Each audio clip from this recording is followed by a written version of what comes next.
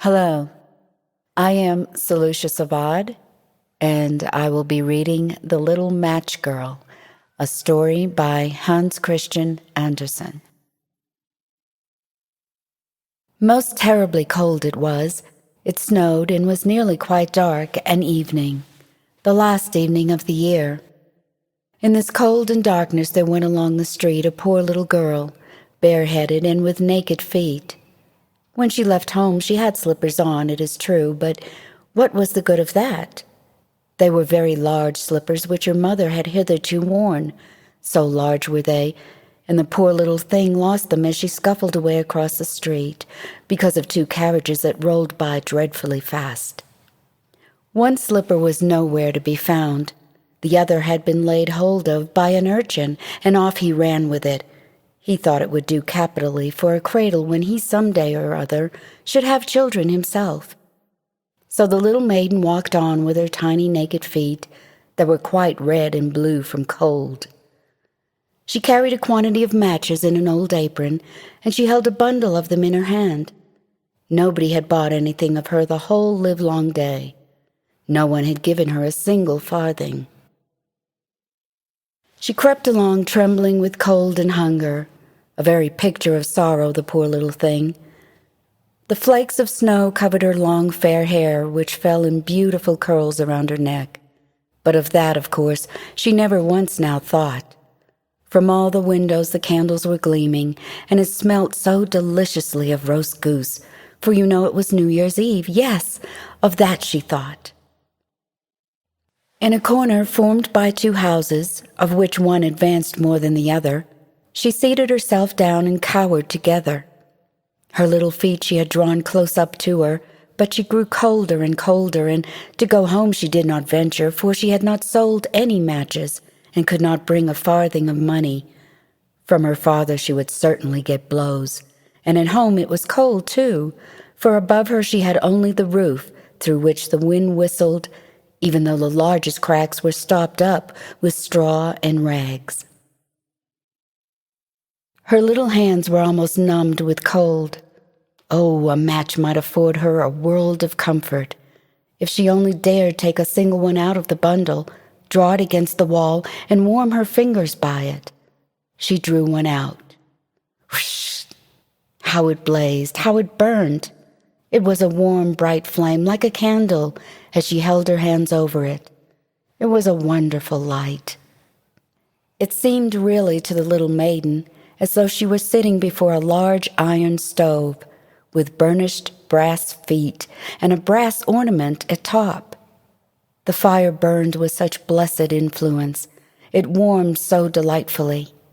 The little girl had already stretched out her feet to warm them too, but the small flame went out, the stove vanished. She had only the remains of the burned-out match in her hand. She rubbed another against the wall. It burned brightly, and where the light fell on the wall, there the wall became transparent like a veil, so that she could see into the room. On the table was spread a snow-white tablecloth. Upon it was a splendid porcelain service, and the roast goose was steaming famously with a stuffing of apple and dried plums. And what was still more capital to behold was, the goose hopped down from the dish, reeled about on the floor with knife and fork in its breast, till it came up to the poor little girl, when the match went out and nothing but the thick, cold, damp wall was left behind. She lighted another match. Now there she was sitting under the most magnificent Christmas tree. It was still larger and more decorated than the one which she had seen through the glass door in the rich merchant's house. Thousands of lights were burning on the green branches, and gaily colored pictures such as she had seen in the shop windows looked down upon her. The little maiden stretched out her hands towards them when the match went out. The lights of the Christmas tree rose higher and higher. She saw them now as stars in heaven. One fell down and formed a long trail of fire. "Someone is just dead," said the little girl, for her old grandmother, the only person who had loved her, and who was now no more, had told her that when a star falls, a soul ascends to God. She drew another match against the wall. It was again light, and in the luster there stood the old grandmother, so bright and radiant, so mild, and with such an expression of love. "Grandmother," cried the little one, "oh, take me with you.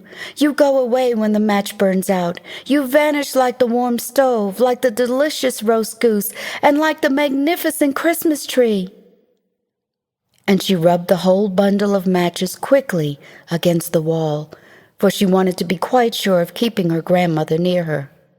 And the matches gave such a brilliant light that it was brighter than at noonday. Never formerly had the grandmother been so beautiful and so tall.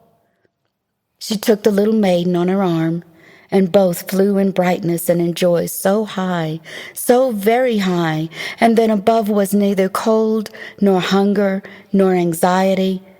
They were with God. But in the corner, at the cold hour of dawn, sat the poor girl, with rosy cheeks and with a smiling mouth, leaning against the wall, frozen to death, on the last evening of the old year. Stiff and stark sat the child there, with her matches, of which one bundle had been burned. She wanted to warm herself, people said. No one had the slightest suspicion of what beautiful things she had seen. No one even dreamed of the splendor in which, with her grandmother, she had entered on the joys of a new year. The end.